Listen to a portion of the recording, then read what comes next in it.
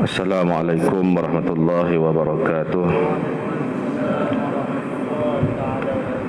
Terlebih dahulu, mari kita memulakan majlis kita pada malam ini dengan membaca Ummul Quran. Hadiahkan bacaan Ummul Quran ini kepada kedua ibu bapa kita. Mudah-mudahan mereka semua sentiasa dalam limpahan kedamaian, kebahagiaan, dirahmati dan diampuni oleh Allah Subhanahu wa taala insyaallah. Amin ya rabbal alamin. Al-Fatihah.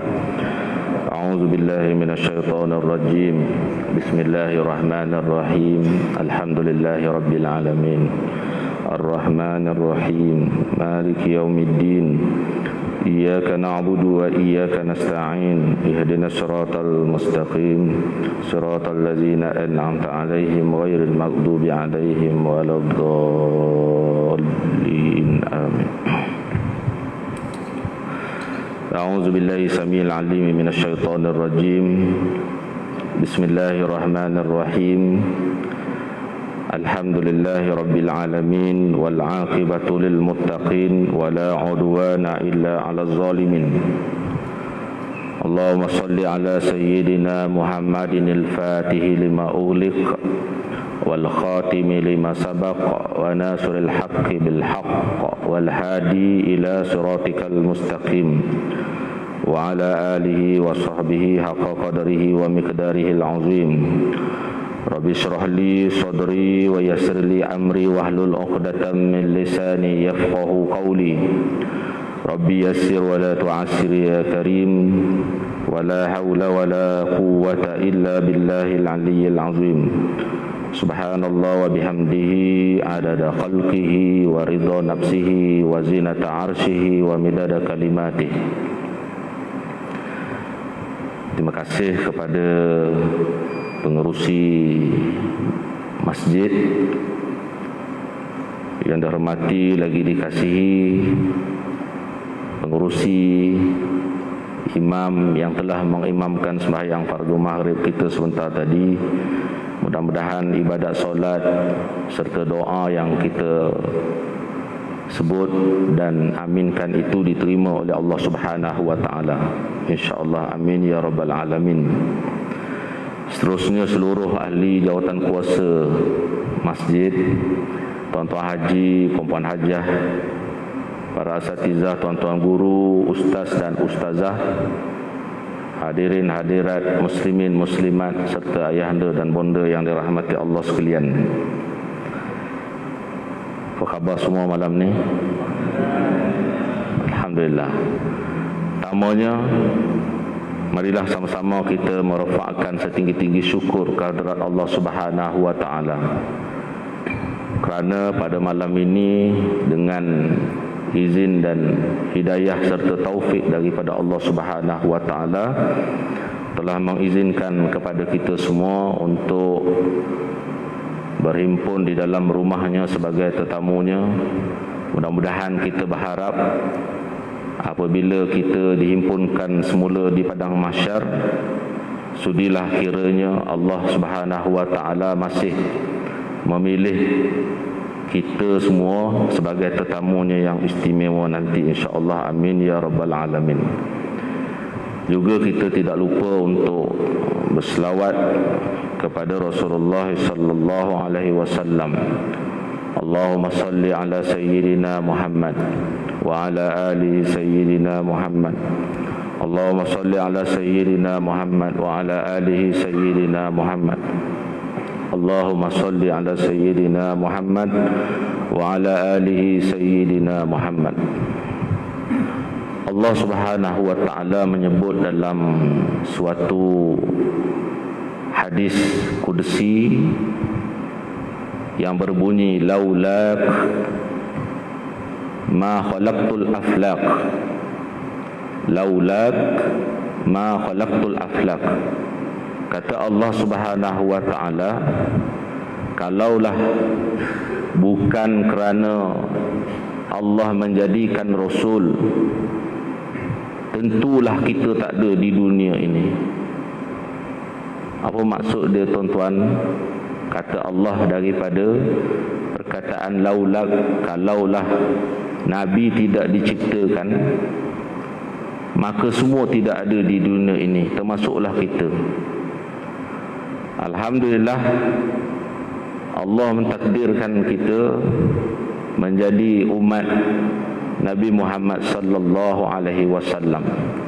Di samping nikmat yang Allah kurniakan, nikmat yang besar, iaitu nikmat iman dan Islam, rupa-rupanya sebenarnya nikmat yang juga besar pada kita ialah menjadi umat Rasulullah sallallahu alaihi wasallam.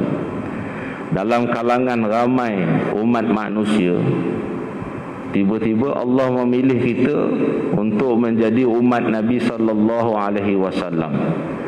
Kan? Ini satu kelebihan, satu keistimewaan, di mana tuan-tuan, Nabi pun berkeinginan untuk, Nabi-Nabi lain pun berkeinginan untuk menjadi umat Nabi Muhammad sallallahu alaihi wasallam.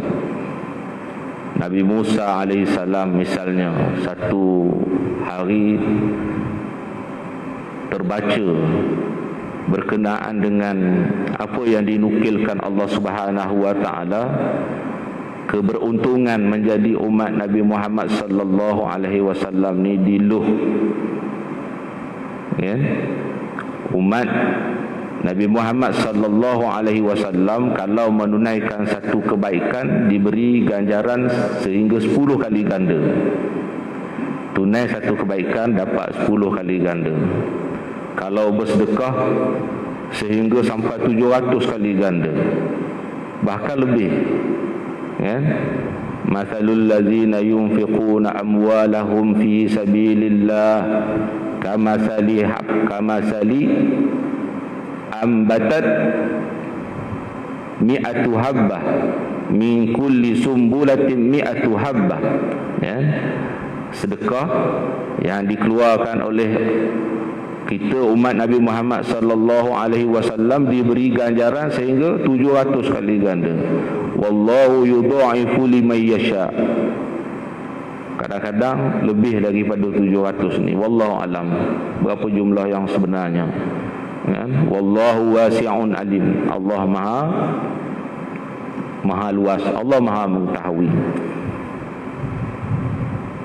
Sedangkan umat Nabi Musa alaihi salam buat satu kebaikan ditulis satu sahaja kebaikan. Maka Nabi Musa AS minta dengan Allah, kalau boleh kelebihan yang Allah bagi kepada kita umat Nabi Muhammad sallallahu alaihi wasallam diberikan juga kepada umat dia. Nabi Musa minta, tuan-tuan. Tapi Allah kata itu kelebihan yang diberi hanya kepada umat Nabi Muhammad sallallahu alaihi wasallam. Ni kelebihan kita menjadi umat Nabi Muhammad sallallahu alaihi wasallam. Pernah satu ketika, tuan-tuan, lepas subuh sahabat-sahabat bertemu dengan Rasulullah sallallahu alaihi wasallam dalam keadaan mata Nabi bengkak. Mata Nabi bengkak.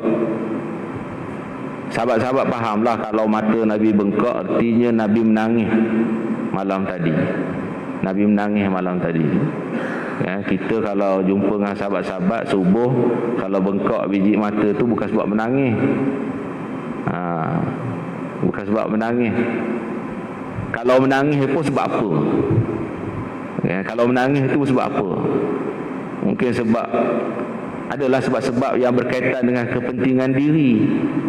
Tapi Rasulullah sallallahu alaihi wasallam menangis bukan sebab dirinya. Dia menangis kerana kita, tuan-tuan. Kerana kasih dia kepada kita, sayang dia kepada kita. Menangis dia sepanjang-panjang malam sehingga bengkak mata dia. Sahabat tanya, sebab apa ya Rasulullah? Walaupun sahabat ni tahu mesti menangis sebab sebab kita, sebab umat dia. Tapi sahabat nak tahu apa sebab, apakah gerangan yang menyebabkan Rasulullah ni menangis. Lalu Rasulullah sallallahu alaihi wasallam menjelaskan bahawa malam tadi aku minta 3 perkara, tapi Allah bagi 2. Satu Allah tak makbulkan. Nabi minta 3 perkara, 2 sahaja Allah terima, tetapi yang satu lagi Allah tak terima. Nabi minta apa? Kita kalau bangun malam, tuan-tuan, kita minta untuk diri sendiri. Tak ramai yang minta untuk orang lain. Ya Allah, sahabat saya hari esok ada temu duga, kau bantulah dia, mudah-mudahan dia lulus temu duganya. Itu jarang, tuan-tuan.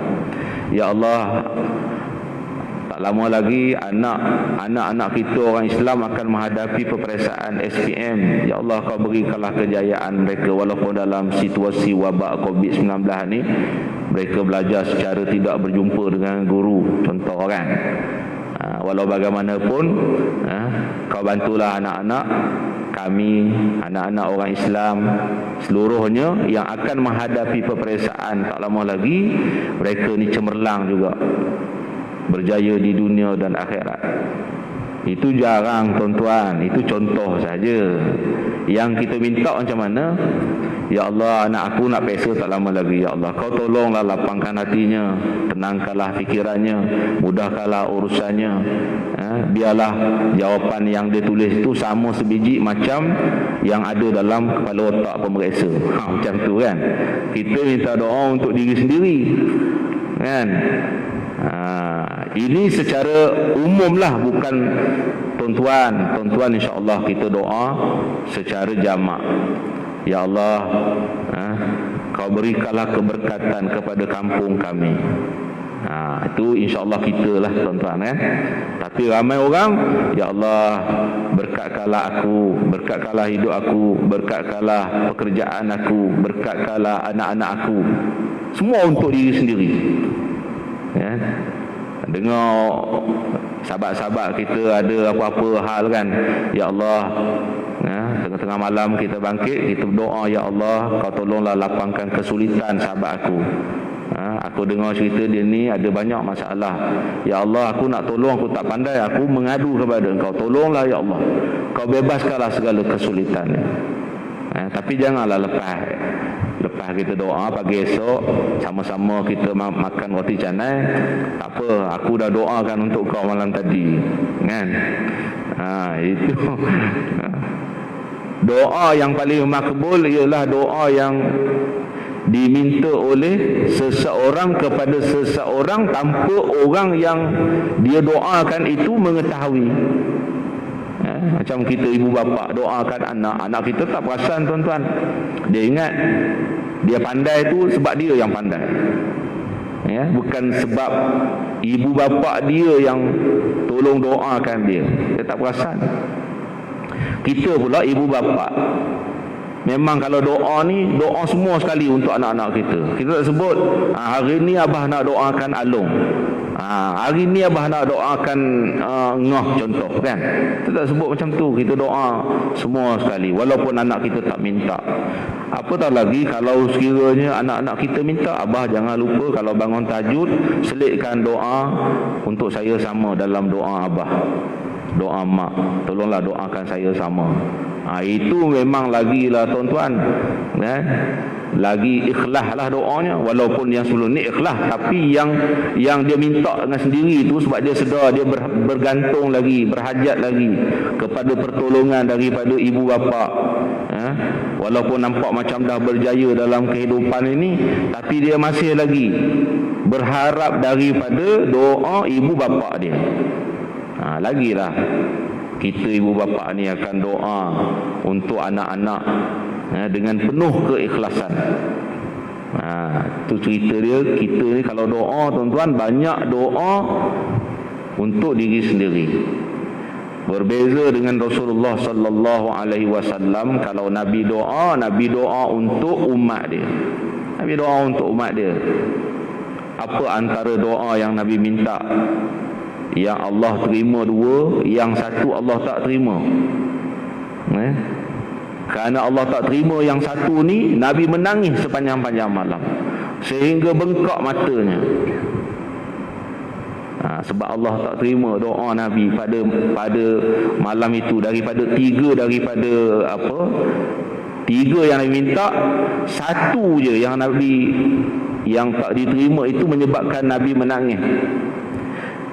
Yang pertama Nabi minta, ya Allah, janganlah engkau timpakan ujian kemarau kepada umat aku sehingga menyebabkan umat aku jadi binasa.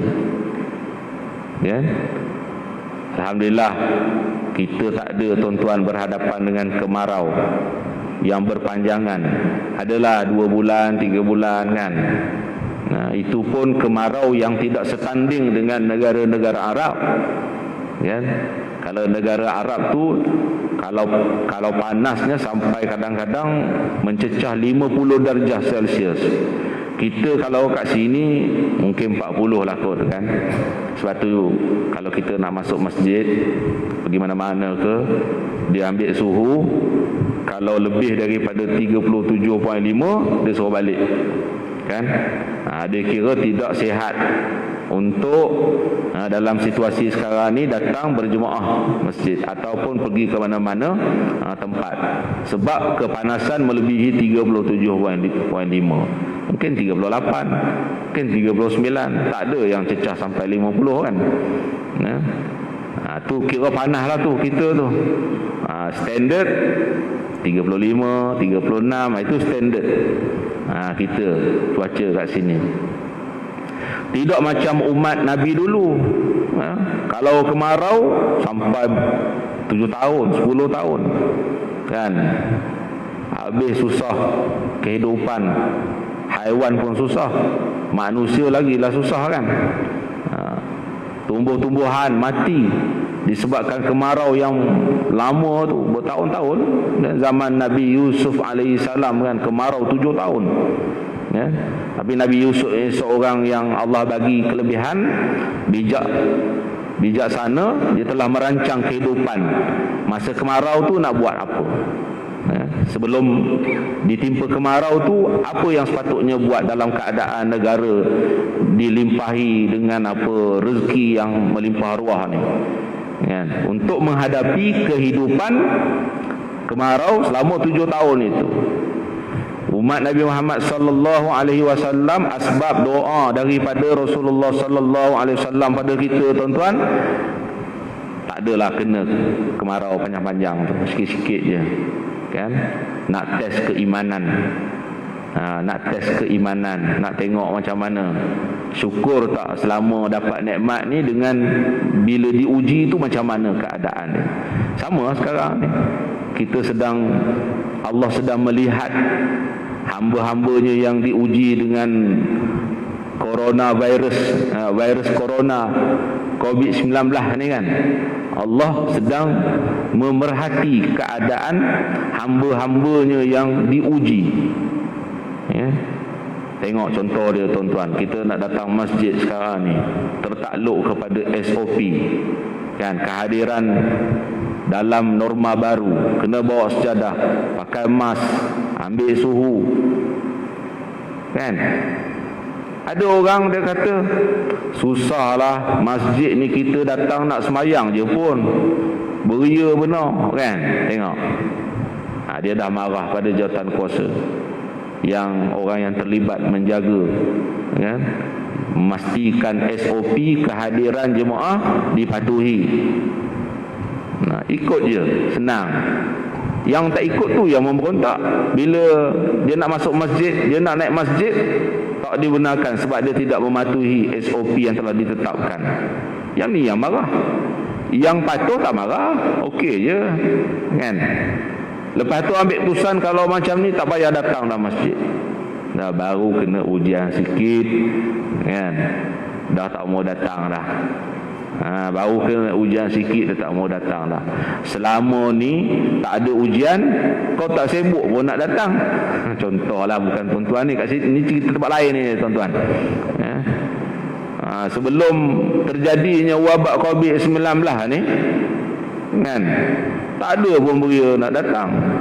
Kehadiran jemaah masa tu rapat-rapat adalah satu sah lebih sedikit Sekarang ni bila berlaku penjarakan fizikal ni, dapatlah 3 sah. Sebab jarak-jarak tu jadi 3 sah tu, 3 sah 4 sah. Maknanya tuan-tuan, orang yang sama. Kan? Orang yang dulu tidak ada wabak, orang itulah juga yang datang masa wabak ni. Orang yang dulu waktu masjid tak ikat dengan SOP ni, yang macam kita kena patuh sekarang ni, orang yang samalah. Orang yang tak datang tu saja tu buat riuh ya. Yang marah berwira, tengok dia pun tak nampak sebelum ni kan. Contohlah kan. Tu Allah nak tengok sebenarnya ujian. Sepatutnya dengan ada ujian ini, sepatutnya menjadikan hamba-hamba Allah semakin dekat kepada Allah. Kan? Allah baru utuh kuman kecil tak nampak. Kuman ni pula pun bergantung pula dengan manusia untuk dia membiak. Kalau misal kata terputus rantaian dia pun KO. Kuman ni tak kuat. Dia hanya akan jadi kuat ialah apabila dia dapat kebergantungan hidup dia dengan manusia. Sebab tu pihak berkuasa suruh berjarak, melakukan penjarakan, kan, memakai mask dan seumpama je lah untuk nak memutuskan rantaian kuman yang tak kuat ni pun. Tapi kuman yang tak kuat ini pun tuan-tuan, tengok Allah nak tunjuk sikit je baru kuman yang kuman lah kita sebut, kuman yang lemah ini, yang terpaksa menumpang hidup dia dengan orang, tapi telah melumpuhkan ekonomi dunia. Kan? Ramai orang kehilangan pekerjaan. Ramai juga orang yang mati. Tengok tu kuman yang tak seberapa tu kita sebut tu. Kan? Kalau zaman dulu, umat Nabi dulu, Allah utuskan kaum Ad, kaum Samud, tentera Jalut, Namrud, Fir'aun. Tak? Ni semua gagah-gagah ni. Namrud dalam sejarah tak pernah tewas dalam peperangan. Fir'aun berapa puluh tahun tak pernah kena sela semua. Kita tiap minggu ada sela semua kan. Kejap-kejap jumpa kat klinik. Kenapa ni? Sela semua pula. Kan, tambah-tambah musim ni kalau sela semua kan. Sela semua ke batuk nak kena cepat-cepat pergi cek. Entah. COVID 19 tu kan. Orang kena alergi sela semua ni mesti kena COVID ni. Takut benar dia kan. Dulu Fir'aun, ada kaum Ad, ada kaum Samud. Hebatnya kaum Ad, kaum Samud ni tuan-tuan, dia kalau dia nampak gunung meleleh lah air liur kita sebut ni. Pasal apa? Boleh buat banglo. Dia jadikan gunung-gunung ni tempat tinggal dia, banglo dia. Masa dulu bukannya ada mesin tadano, ada sakai. Dia guna kudrat dia sebab dia kuat. Kita kalau tengok bukit, tak boleh buat ni. Ya? Kalau nak buat, kena ada tenaga tu lah, tadano tu, tenaga sakai tu. Kan? Tapi jumlah bayaran dia, maklum je lah kan. Mungkin cecah ribu. Kan? Tak apa, tak payah guna tadano ke sakai ke. Guna kudrat sendiri. Mungkin tak dan habis bukit ni kita yang meninggal. Kan? Kita ni lemah. Kaum Ad, kaum Samud, dia gagah, dia kuat. Itu pun Allah binasakan dia. Allah musnahkan dia tuan-tuan. Kalau nak kira kalau Namrud ni kuat sangat, maknanya Allah kena utus orang yang lebih gagah daripada Namrud, baru Namrud ni boleh kalah. Tak. Tapi dalam sejarah Namrud ni akhirnya dikalahkan oleh seekor nyamuk yang sudah dhaif, tua lagi. Serba mak nenek ada pada nyamuk ni tuan-tuan. Dah lah tua, kaki pula rengkat, jalan tempang, mata pula rabun. Serba lengkap cacat nyamuk ni. Tiba-tiba nyamuk yang cacat ini Allah perintahkan pada dia untuk membinasakan Fir'aun. Kan? Untuk membinasakan Fir'aun. Membinasakan Namrud. Maaf. Ya, tak payah diutuskan pahlawan yang paling gagah untuk berlawan dengan Namrud. Berlawan sebulan siang malam tak berhenti lawan. Akhirnya Namrud keletihan, akhirnya berjaya dibunuh. Itu biasalah orang cakap, sebab yang lawan dengan Namrud tu kuat sangat, kan? 30 hari 30 malam siang malam berlawan tak berhenti, tak makan tak minum, tapi akhirnya kalah Namrud. Kenapa? Lawan dia tu kuat. Orang akan cerita macam tu, tuan-tuan. Tapi kalau Namrud mati disebabkan oleh seekor nyamuk yang cacat ni, maksud dia apa, tuan-tuan? Maksudnya Allah nak sindir Namrud, engkau kuat sangat, tak payah tentera yang gagah Allah utuskan untuk binasakan kamu. Padahal dengan seekor nyamuk ni je. Ya. Kaum Ad, kaum Samud, kau hebat sangat, kau gagah sangat, kau lawan ajaran Nabi, tak terima, nak bunuh Nabi, kan? Allah datangkan suara yang kuat, hancur jantung, pecah, akhirnya mati. Ya? Tak payah datangkan kumpulan yang lebih ramai untuk mengalahkan kaum Ad dan Samud ni.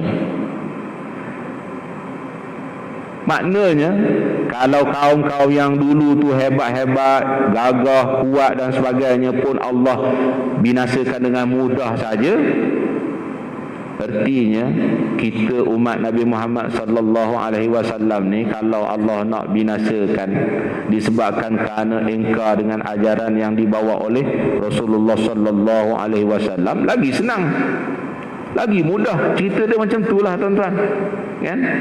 Itu yang Allah datangkan kuman yang lemah tu, yang nama kita bagi apa? Coronavirus COVID-19.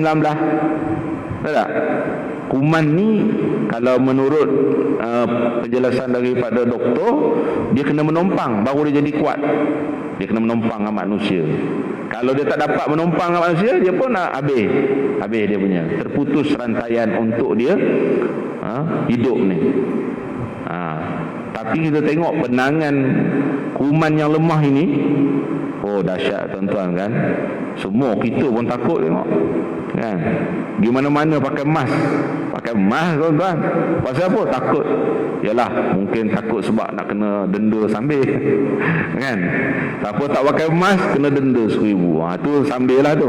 Tapi dalam masa yang sama kita takut juga dengan virus tu tadi, ya? Kita takut juga dengan virus.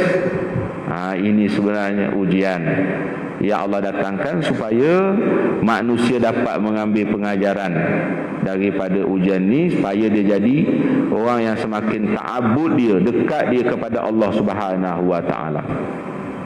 Alhamdulillah, tuan-tuan, kita dapat beribadat, dapat melakukan ketaatan kepada Allah Subhanahu wa taala asbab daripada doa Rasulullah sallallahu alaihi wasallam kepada kita 1400 tahun dulu. Bukan kerana kita boleh buat sekarang ni sebab kita, ya? Tapi disebabkan doa daripada Rasulullah yang sayang pada kita 1400 tahun dulu, ya? Kita hari ni kalau kita sayang pada seseorang, belum tentu dia akan sayang juga pada kita macam mana sayangnya Rasulullah sallallahu alaihi wasallam kepada kita, tuan-tuan. Kita sayang seseorang hari ini, dia kenal kita, kita kenal dia, kan? Rasulullah tak kenal kita, kita pun tak kenal Rasulullah, tapi Rasulullah sayangnya mengatasi semua sayang-sayang yang kita tunjuk kepada kawan-kawan kita hari ini. Sayangnya ibu bapa kepada anak-anak dia, yang diberikan oleh ibu bapa kepada anak-anak dia. Lebih lagi sayang Rasulullah sallallahu alaihi wasallam kepada kita ni, tuan-tuan. Baik, doa Nabi yang pertama Allah makbulkan. Doa Nabi yang kedua, janganlah Allah menimpakan banjir yang besar sehingga membinasakan umat dia. kan? Alhamdulillah kita ada banjir, tapi banjir kita sikit-sikit lah. Tak adalah banjir sampai menenggelamkan 3/4 dunia sebagaimana banjir yang menimpa umat Nabi Nuh alaihissalam. 3/4 dunia tenggelam, tuan-tuan. Kita sikit-sikit je lah. Itu pun sekejap je, 2-3 jam dah surut balik dah. Macam yang berlaku beberapa bulan lepas kan, di Seremban naik air paras pinggang katanya kan. Tapi tak adalah sampai berhari-hari, sekejap je. Kerana apa? Saliran tersumbat dan sebagainya. Ekoran pembangunan yang pesat berlaku. Pembangunan tu okey dah, macam dekat Mekah lah, pembangunan naik. Tapi kalau hujan sekejap, tuan-tuan, banjir. Hujan walaupun 2 jam, banjir kan. Pasal dia tak prepare untuk saliran pengairan air ni, pengaliran air kan. Dia kira naik pembangunan, naik projek dan sebagainya je. Sebab tu bila berlaku hujan, dia cepat naik kan. Keadaan yang sama juga berlaku di tempat kita ni kan. Sebab tu banjir-banjir tu tak adalah, makna nak suruh ingat, tak adalah sampai membinasakan habis semua kan. Kalau Nabi Nuh alaihissalam dulu, yang selamat yang bersama dengan dia dalam bahtera je. Itu pun yang ramai yang naik bahtera makhluk haiwan, tuan-tuan. Lebih ramai daripada makhluk manusia. Manusia lebih kurang dalam 80 orang. Selebihnya haiwan, lagi ramai. Yang naik bahtera Nabi Nuh semua selamat. Yang tak naik semua binasa. Termasuklah anak Nabi Nuh sendiri dibinasakan oleh Allah Subhanahu wa taala. Yang ni Nabi minta, Allah makbulkan. Yang ketiga Nabi minta, tapi Allah tak terima. Nabi minta apa, tuan-tuan? Nabi minta, ya Allah, kalau boleh di kalangan umatku janganlah ada pergaduhan. Allah tak terima, tuan-tuan. Sebab tu kita tengok hari ni orang Islam, sesama Islam bergaduh tak berhenti-henti kan? Bergaduh sebab kecil je kan, tapi tak berhenti-henti. Pasal apa? Orang kafir sentiasa memainkan peranan supaya orang Islam, sesama Islam ni bergaduh kan. Bergaduh disebabkan ideologi, bergaduh disebabkan aliran pemikiran yang tak sama, bergaduh dengan sebab macam-macam lah kan. Adik-beradik pun bergaduh disebabkan perebutan harta pusaka yang tak banyak pun. Kalau banyak lagi dahsyat lah pergaduhan tu, sampai ke mahkamah lah kan. Kalau tak banyak gaduh juga kan. Cuma tak sampai ke peringkat mahkamah. Seorang kampung, tuan-tuan kan, pas bapa meninggal dunia ni bergaduh adik-beradik. Cuma kita tak dengar kes dia naik mahkamah lah, tapi bergaduh. Ada dengar bergaduh. Tapi kalau mak ayah ni tinggal harta banyak kan, dia bergaduh adik-beradik ni sampai ke mahkamah. Yang naik ke mahkamah tu kita dengar tu kan. Itu sebab harta yang ditinggalkan oleh ibu bapa tu banyak kan. Sebab tu, tuan-tuan, dalam hal harta ni, kalau boleh sementara kita hidup, kita belanja ya, tuan-tuan. Belanja untuk jalan Allah kan. Untuk jalan Allah. Jangan fikir nak tinggal dekat anak, tinggal sikit-sikit tu boleh lah. Ni kadang-kadang tinggal untuk anak sampai kita nak infak pada jalan Allah berkira-kira. Bukan, tuan-tuan, ni cerita saja, tuan-tuan. Cerita je. Ada orang macam tu nak infak pada jalan Allah ni berkira-kira. Pasal apa? Nanti kalau kita guna, apa yang tinggal lagi kat anak? Anak ni dia dah ada dah rezeki dia, dah ada dah bahagian rezeki masing-masing. Kalau tak ditinggalkan pun dah ada dah rezeki untuk dia, tuan-tuan. Kalau ditinggal, seronok dia. Ramai kita tengok anak-anak bila dapat harta secara tak susah ni, dia tidak menghargai susah payah ibu bapa dia. Ramai yang tidak menghargai susah payah ibu bapa dia. Ibu bapa ada yang meninggal dunia tak sempat tunai haji. Dia ada kemampuan untuk tunai haji tapi tak pergi tunai haji, akhirnya meninggal dunia, banyak hartanya. Bila bagi-bagi harta ni, lepas tu anak sebut, dah bagi dah ni, masing-masing dah dapat. Bila dah dapat, tuan-tuan, ada yang sebut, ayah ni kita kena buatkan urusan haji dia, kita kena buatkan badal haji untuk dia, pasal dia ni tak buat haji lagi. Masing-masing anak dah bertolak-tolak. Saya rasa abang lah yang kena buatkan badal haji, pasal abang banyak menghabiskan duit abah dulu kan. Contoh kan, dia dah mula dah tolak-tolak kan. Abang kata pasal apa abang pula? Awak lah dulu, abang dulu tak pakai pampers, tak minum susu laktogen. Abang dulu minum susu mak kan, balut dengan kain bedung ya. Kan, zaman awak tak boleh, kain bedung tak pakai, nak pakai pampers, pakai bedung jadi gatal kulit alergik, pakai pampers. Pampers pula tak boleh murah-murah, tak mahal-mahal. Susu pun sama juga, bagi susu Dumex sakit perut, bagi susu yang setin harga RM50, elok aja kan.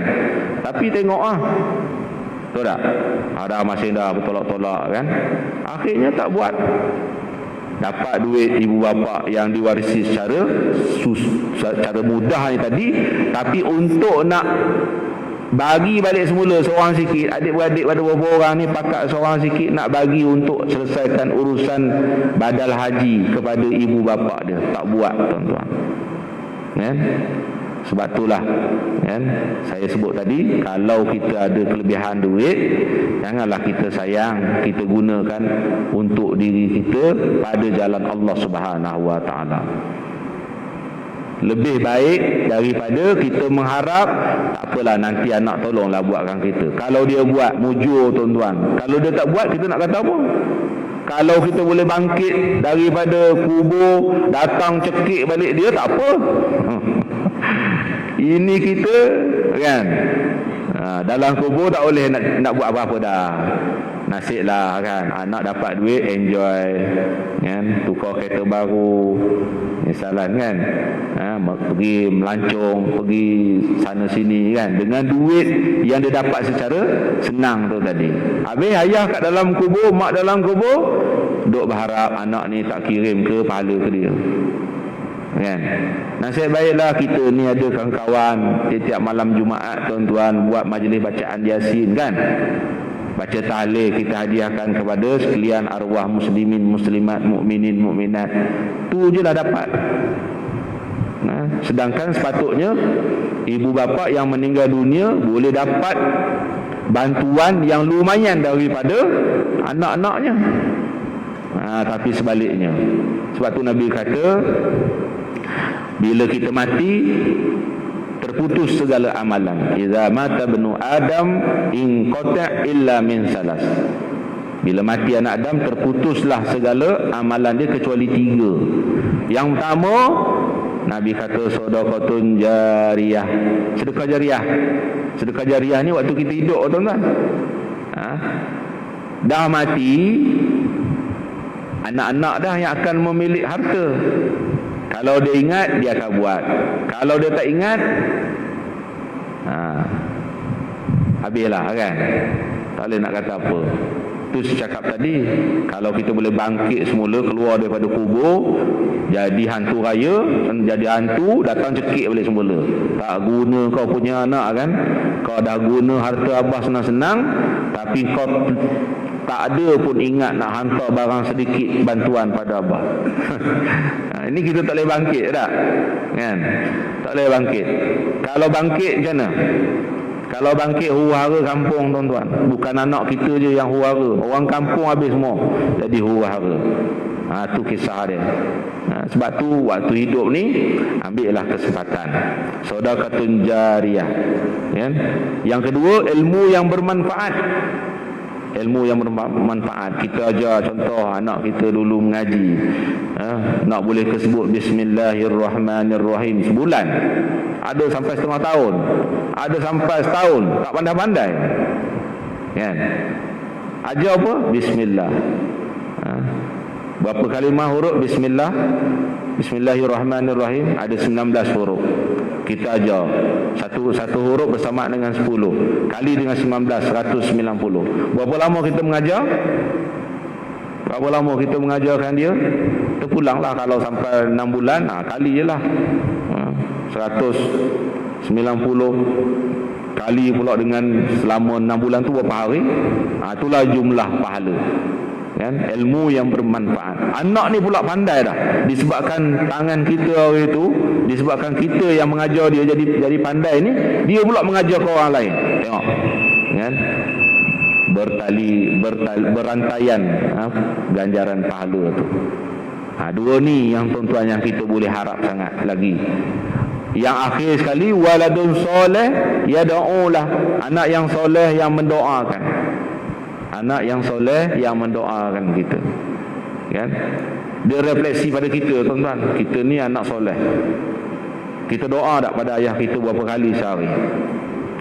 Kan? Alhamdulillah Ustaz, saya sekali je sehari doa. Anak soleh takkan doa sekali je sehari kat ayah. Paling tidak 5 kali sehari. Setiap kali sembahyang, lepas sembahyang ada doa. Setiap doa akan diselitkan doa kepada ibu bapa dia. Itu kalau sembahyang fardu. Kalau tambah lagi dengan sembahyang sunat, lebih ya tuan-tuan. Tapi ada orang langsung tak ada doakan ibu bapa dia. Na'udzubillahi min zalik. Dari kita dapat anak ataupun kita yang menjadi anak tidak mendoakan kepada ibu bapa yang sudah meninggal dunia terutamanya. Sebab orang yang sudah meninggal dunia ni, khususnya ibu bapa kita tuan-tuan, mereka memang dah tak boleh buat apa-apa lagi dah kebaikan. Nak sedekah 1 sen tak boleh dah. Nak sembahyang setengah rakaat tak boleh dah. Kan? Ya Allah, bagilah peluang dekat dia nak sembahyang, walaupun dapat setengah rakaat pun jadilah ya Allah. Kan? Mana ada sembahyang setengah rakaat? Kan? Ya Allah, bagilah peluang dia hidup balik semula dekat dunia, dapat sedekah 1 sen pun tak apa dah. Hari ni 1 sen kita pergi kat bank pun tolak tuan-tuan. 1 sen kita bawa duit satu tabung ni, bawa duit 1 sen. Sampai-sampai pegawai di kaunter tanya, duit apa ni? Duit 1 sen. Dia kata duit 1 sen tak guna dah sekarang. Kamai kita menyimpannya kan. Dapat dia 1 sen simpan, dapat dia 1 sen simpan. Bila dah banyak penuh tabung bawa kat bank tak laku rupanya. Tapi orang yang meninggal dunia ni, kalaulah kata dia dapat hidup balik semula, dapat sedekah 1 sen pun tak apa. Kan? Dapat sedekah. Kan? Tapi benda ni memang dah tak boleh dah tuan-tuan nak buat. Berharaplah kepada perkara yang tadi itulah, ya. Sedekah jariah dia, ilmu yang bermanfaat, anak yang soleh, kawan-kawan yang baik, ya. Anak yang soleh, itu. Jadi itulah serba sedikit tuan-tuan yang kita dapat kongsi berkaitan dengan apa yang disebutkan oleh Nabi sallallahu alaihi wasallam. Sebagai kesimpulan dia, Nabi ingat pada kita sentiasa. Tengok bagaimana bila Allah tak terima doa dia, walaupun 2 dah diterima, 1 tak terima, Nabi menangis sepanjang-panjang malam, kan? Bimbang akan nasib yang akan menimpa umat dia. Sebab apa? Nabi sayang pada kita. Sebab itu kita juga kena menunjukkan kasih dan sayang kepada Rasulullah sallallahu alaihi wasallam. Antara cara untuk kita nak tunjuk kasih sayang kita kepada Nabi sallallahu alaihi wasallam ialah mengikut tanpa banyak soal apa yang telah diperintahkan, yang diajarkan oleh Rasulullah sallallahu alaihi wasallam pada kita. Ma atakumur rasul fakhuzuh, kata Allah. Apa yang diajar oleh Rasul ambil semua, jangan banyak soal. Kan? Kenapa kita kena buat macam ni? Kan? Itu kalau tanya tu maksud dia tak mau buat tu. Wa ma nahakum anhu fantahu, tinggalkan perkara yang Nabi kata jangan buat. Jangan tanya kenapa tak boleh buat, orang lain buat okey je. Tu kalau macam tu maknanya dia tak okeylah dengan perintah Allah Subhanahu Wa Taala, apa yang diajarkan oleh Nabi sallallahu alaihi wasallam itu. Kita tak mau jadi macam tu. Kita nak tuan-tuan mudah-mudahan saling doa, mendoakan antara satu sama lain. Harap tuan-tuan juga doakan kepada saya sebagai ustaz, ya, untuk ikut Rasul, ikut jejak Rasul, ikut apa yang diajarkan oleh Rasul sallallahu alaihi wasallam dalam kehidupan kita ni. Mudah-mudahan dengan sebab kita mengikut apa yang diperintahkan oleh Rasul, akan dapat syafaat daripada Rasul nanti di hari mahsyar, insya-Allah. Amin ya rabbal alamin. Sekadar itu tuan-tuan yang dapat kita kongsikan, mudah-mudahan sedikit yang kita kongsikan ada manfaat pada kita semua. Wallahu alam. Minta maaf andainya ada bicara saya pada malam ini yang menyinggung perasaan dan menyakitkan hati tuan-tuan, bukan sengaja ataupun secara sengaja, minta dimaafkan juga. Wallahu alam. Sekian, assalamualaikum warahmatullahi wabarakatuh.